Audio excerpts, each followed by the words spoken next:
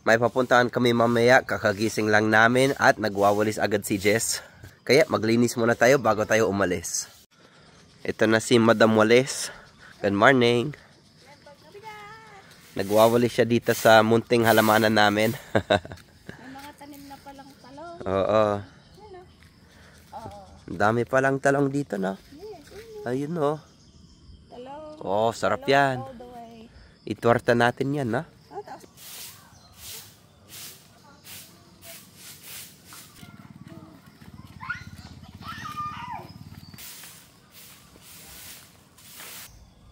Tapos na kami maglinis at kakain na ng breakfast. Wow!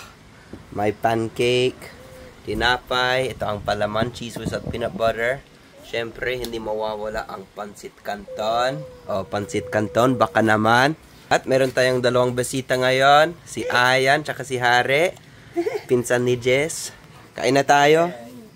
Namiss ni Jax itong pancake, no? Masarap, Jax? Yeah. Yan, sa akin. Sarap pa.